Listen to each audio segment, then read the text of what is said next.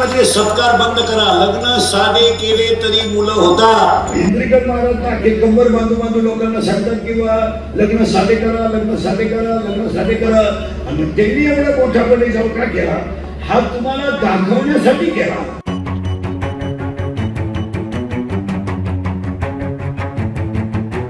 हे व्हिडिओ तर आपण बघितलेच असतील। निवृत्ती देशमुख महाराज इंदोरीकर यांच्या मुलीच्या साखरपुड्याचे हे व्हिडिओज। आता हे व्हिडिओ व्हायरल झाले आणि इंदोरीकर महाराज चांगलेच ट्रोल झाले। याची कारणही तशीच आहेत। आपल्या कीर्तनामध्ये इंदोरीकर महाराजांनी केलेली वक्तव्य, या लग्न सराईला वराती बंद करा, डीजे बंद करा आणि ते पैसे देवाला वापरा। लग्नामध्ये सत्कार बंद करा, लग्न साधे केले तरी मुलं होतात। त्याला का असा नियम नाही डीजे लावल्यावर सटा होते असं नाही।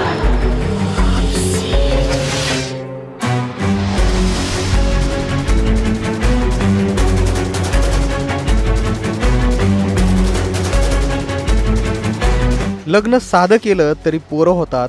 लग्नात पोरी हात वर करून नाचतात। नवरदेवापुढं पोरीनं नाचायला सुरुवात केली आहे। अरे आपलं खानदान तपासा। अशा प्रकारची एक नाही अनेक वादग्रस्त विधानं इंदोरीकर महाराजांनी केली। मुली आणि महिलांबाबतची त्यांची ही वादग्रस्त विधानं चर्चेतही आली। मात्र आता अशी विधानं करणाऱ्या इंदोरीकर महाराजांच्या मुलीचा साखरपुडा पार पडला आणि त्या शाही साखरपुड्याचे व्हिडिओ समोर आले। सोशल मीडियावर मोठ्या प्रमाणात व्हायरल झाले। यावरून सोशल मीडियावर त्यांना मोठ्या प्रमाणात ट्रोलही करण्यात आलं। मात्र या ट्रोलिंगचं आणि या टीकेचं उत्तर इंदोरीकर महाराजांनी त्या साखरपुड्याच्या दिवशीच दिलं। याच संदर्भातला एक व्हिडिओ आता समोर आलाय। त्यामध्ये इंदोरीकर महाराज काय म्हणतायत ते ऐका।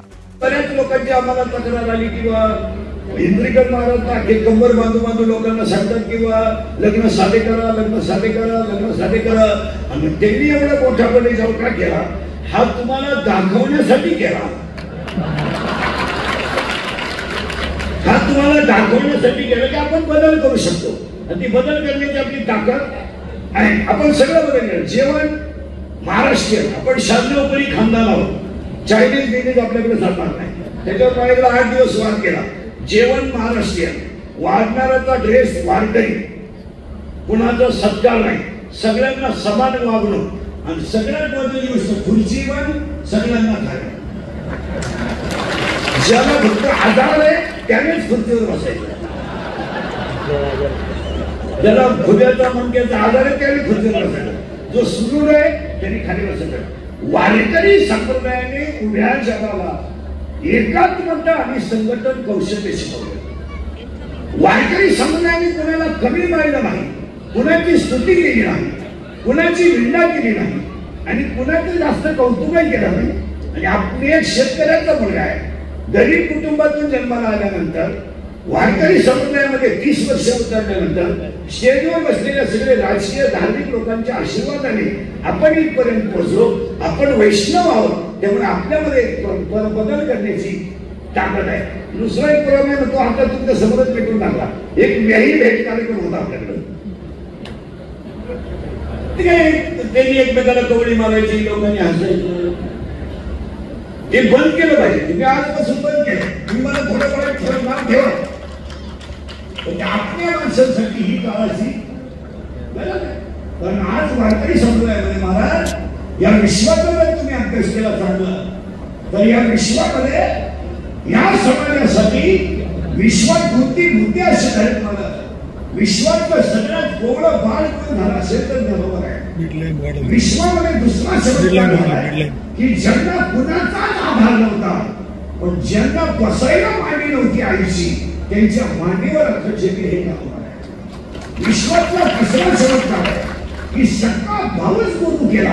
हा विश्वातला सगळ्यात मोठा चमत्कार म्हणजे नंबर आहे। विश्वातला सगळ्यात मोठा चमत्कार।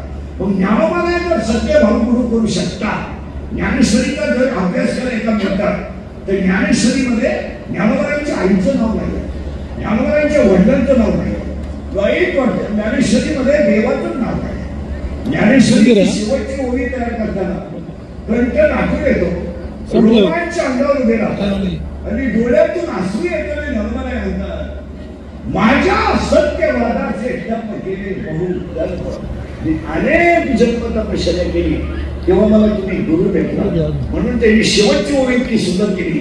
18व्या अध्यायामध्ये 1796 ओवी आहे. किंबहुना तुमचे केले धर्म कीर्तन सिद्धीने येथे माझे जी उरले पाहिजे. मग विश्वातला पहिला चमत्कार आहे कोवळं बाळ न आहे. विश्वातला दुसरा चमत्कार आहे ज्यांना मांडीच पाहिजे त्यांच्या मांडीवर आकर्षण. विश्वातला तिसरा चमत्कार आहे सगळा हौस गुरु केला. विश्वातला चौथा चमत्कार आहे उशिरा आले आणि लवकर गेले त्यांना नरपाला म्हणतात. आणि विश्वातला 5वा चमत्कार आहे ज्यांच्या समाधीला साक्षात पांडुरंग रडले त्यांना नरपाला. म्हणजे 5 चमत्कार ज्ञानोबाईंकडे.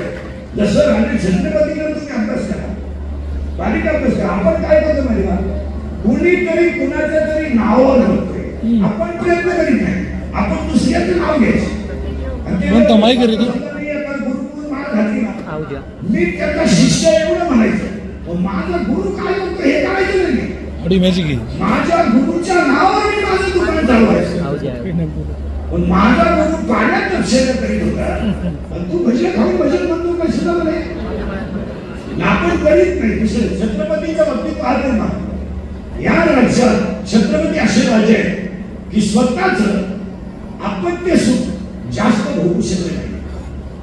दोन्ही मुलांचा मृत्यू लवकर झाला, पण शेवटी राजारामांचं वय फक्त 25 वर्ष. शेवटी फक्त 25 वर्ष राजारामांचं वय फक्त 25 वर्ष.